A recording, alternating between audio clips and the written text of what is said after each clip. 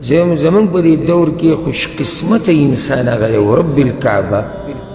دومره خوش قسمت چې موږ ته پس کېږو چې څوک د قبر پورې د خپل ایمان سلامت وایي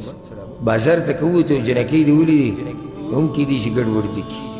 دا کیسې مه کوه زه پلانې الله نه همیشه دا وایه الله ومې ساته کمې فتنې چې دي که نه ورب الکعبه د چپو په شان دي لکه چپو چې د باندې راشي د یو ځای نه یو ځای ته وړي او د بل ځای نه بل ځای ته وړي او دا به نه وي چې زه څوک یم چېرته به دا نه وي چې زه پلانې او علانې یم پیغمبر صلی الله علیه وسلم دا دعا نقل هغه به اللهم انی اعوذ بک من الفتن یا الله زه تا پورې پناه نیسم د فتنو نه فتنو نه مې وساته دا ګوره پیغمبر صلی الله علیه وسلم دا کیدی نشي چې فتنه دی ګډوډ کړي دا نشي کیدی خو بیا هم یېرېږي په ځان باندې وی الله د فتنو نه مې وساته ته څوک یې چې ته وایې زه پلانې او علانې ته څوک یې که د یو ملا دوه بیانونه مې راته ولګول که نه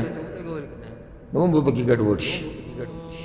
که چېرته د جنۍ تصویر او سندرې دې مخې ته راله که نه نو هم کیدی شي ګډوډ دي کړي بازار ته که ووتو جنکۍ دې ولیدې نو هم کیدی شي ګډوډ دي کړي دا کیسې مه کوه زه پلانې او علانې همیشه دا وایه الله ومې ساته او دا وایم نه وایه زه کمزوری یم زه کمزوری یم زه یېرېږم په ځان باندې یوسف علیه السلام د هغه چې کومه دعا را نقل ده په سورت یوسف کې وی الله ته وی توفني مسلما ما په داسې حال کې مړ کړه چې زه مسلمان یم دا یوسف علیه السلام او دی دا وی الله ما داسې مړ کړه چې زه مسلمان یم ته څوک یې چې ته دا خبره نه کړې ته څوک یې چې ته ماته دا وایې چې زه به د مرګه پورې په ایمان باندې یم پیغمبر صلی الله علیه وسلم وی یا مقلب القلوب ثبت قلبي على دینک یا الله ته زړونه اړې راړې زما د زړه په اسلام باندې مضبوط ساته ته څوک یې چې ته خبره کړې ابراهیم علیه السلام وی رب جنوبني وبني ان نعبد الاصنام یا الله ما او زما بچي د بوتانو د عبادت نه ساته ته څوک یې چې ته وایې زه څوک یم په دې دور کې د الله په توفیق سره د هغه سړي ایمان محفوظ دی چې اول خو یېرېږي په ځان باندې او دا چې یېرېږي نو دی به کوشش کوي د ایمان د ساتلو ځکه چې تاسو ته هم یېرېږي چې ویرېدې خبره برابر شوه او چې څوک په ځان نه یېرېږي او په خپل ایمان نه یېرېږي دی د ساتلو کوشش هم نه کوي ځکه چې هلته هغه ډاډه دی او که ایمان یې ګډوډ شي مني نه چې زما ایمان ګډوډ شوی دی نو د ایمان د ساتلو یو طریقه دا ده چې ته به په ایمان باندې یېرېږي دویمه طریقه دا ده چې ته به همیشه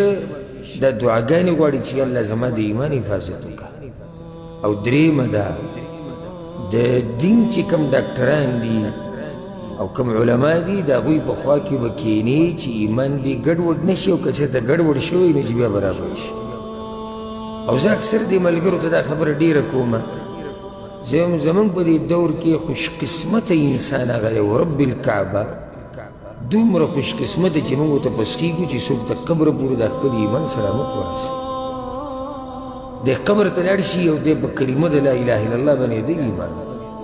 د قبر ته ورسي او د پیغمبر تابعداري کول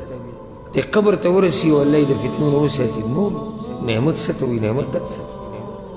کوم حالات چې روان دي موږ یې ګورو او الحمدلله زه په هغه مولیانو کې نه یم چې ځان د څه نه خبروم بلکې د هر څه نه ځان خبروم کوشش کوم او چې کله تر دې نه خبر شي چې دنیا کې څه روان دي او څه کېږي نو خپل خلک خپل کشران خپل ملګري خپل وروڼه به تي وساتي او هغوی ته به ووایي چې دا کار مه کوئ دا کوئ